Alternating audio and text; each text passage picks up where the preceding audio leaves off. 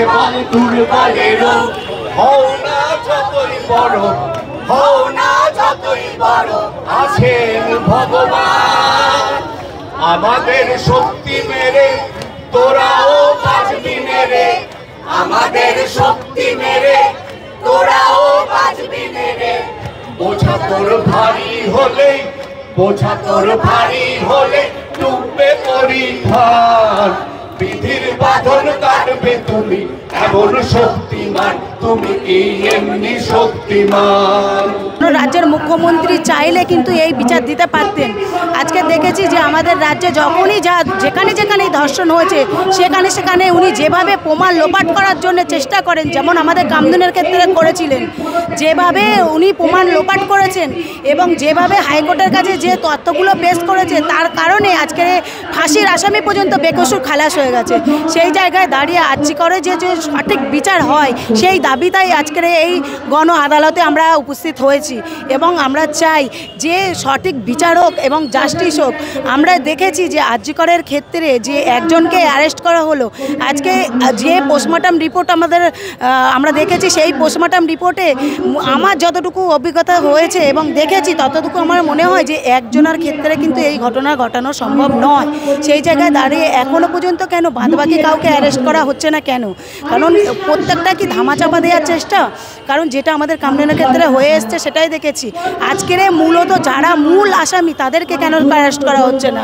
তাদেরকে অ্যারেস্ট করতে গেলে কেউচা করতে কেউটে বেরিয়ে আসবে, সেই কারণে তাদেরকে অ্যারেস্ট করা হচ্ছে না। আমি চাই যারা যারা এই জঘন্যতম অপরাধের সঙ্গে যুক্ত ছিলেন প্রত্যেকেই অ্যারেস্ট করা হোক এবং তাদেরকে দৃষ্টান্তমূলক সাজা দেওয়া হোক। আমাকে বারবার বলা হয়েছিল ওদের কথা শুনতে হবে, আমি তাদের কথা শুনিনি। আমার লড়াই চলছে, লড়াই চলবে। এই প্রশাসনকালে এই শাসনের ক্ষমতা, এই প্রশাসনের কাছে আমাদের কিছু চাওয়ার নেই, আর চাওয়া আমাদের শেষ। আমরা যে বলবো বিচার দাও, আমাদের এই করে সে না, আমরা তো একটাই চাও, আমাদের বাংলার মুখ্যমন্ত্রীর এখনও মমতা ব্যানার্জির পদত্যাগ, উনি গদিটা ছাড়ুক, মানুষ বাঁচুক, এই বিচার আমরা চেয়ে নেব। আমরা রাষ্ট্রের কাছে বলি রাষ্ট্র যেন এর পিছনে কোনো মদত না দেয়, রাষ্ট্র যেন চায় যে মেয়েরা সুরক্ষিত থাকুক এবং এর বিচার হোক। আর এর বিচার শুধু নয়, এর সাথে সাথে আমরা যত ধর্ষণে খুন হয়েছে প্রতিটা জায়গার বিচার আমরা চাইব। সমস্ত মানুষ যা চাইছে এই মঞ্চ তাই চাইছে। এই মুহূর্তে ওই সমস্ত দুষ্কৃতীদের শাস্তি এবং তাদের বিচার এবং বিচারের পরে এমন শাস্তি দেওয়া হোক যা আগামী যতদিন এই ধরনের মানুষজন থাকবে তারা যেন কোনোদিন ভয় না করতে পারে।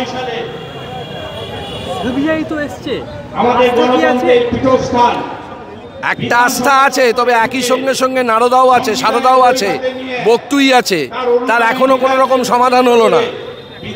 সুতরাং আস্থা একটা আছে, তবে আমার অন্তত ব্যক্তিগতভাবে মনে হয় যে মানুষের ওপর আস্থাটা আমার অনেক বেশি, আমাদের বড্ড বেশি আমরা আদালতের মুখাপেক্ষী হয়ে পড়ছি। যখন সুবিচার পাওয়া যায় না তখন সুবিচার বুঝে নিতে হয়, সুবিচার লড়ে নিতে হয়। এটা বুঝতে হবে, by the people, for the people, of the পিপুলের মানে কি? রাষ্ট্রযন্ত্র কাদের জন্য তৈরি হয়েছে? সাধারণ জনগণের জন্য। সেইখানে যারা ইলেক্টেড তারা গিয়ে সেই পাওয়ারটাকে এনজয় করছে, আর দিনের পর দিন খুন ধর্ষণ শুধু তা না, যত রকমের বঞ্চনা, নিপীড়ন, অত্যাচার, কোনটা বাদ আছে বলতে পারবেন? একটা সুবিচার হয়েছে আপনারা বলুন তো, আপনারা একটা চতুর্থ স্তম্ভ আপনারা দেখান, এবং দিনে দিনে অবনমন বাড়ছে। ওয়াই, কেন? এ প্রশ্ন আজকে পড়েছে। আজকে তিলোত্তমার বিচার অর্থাৎ তার সুবিচার মানে আজকে আমাদের একটা দরজা খুলবে যারা কিনা কোনো রকম বিচার পায়নি। তাই সমস্ত প্রতিবাদকে কোথাও গিয়ে একত্রিত জায়গায় দানা বাঁধা এখন সময়ের দাবি। এখন একটা আবেগে রয়েছে, একটা হুজুগে রয়েছে, ওই justice delayed is justice denied.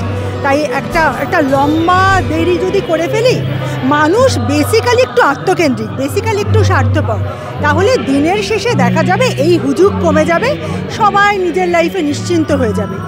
এইভাবে বাংলার মানুষকে টেকেন ফর গ্রান্টেড যদি অপরাধী এবং তার পৃষ্ঠপোষকরা করে থাকে, এর থেকে বড় অপমান আর হয় না। এবং এটা যে কতটা ভুল এবং কতটা ভ্রান্ত ধারণা সেটা কিন্তু মিথ্যে প্রমাণ করার দায় আমাদের মতন সাধারণ মানুষদের।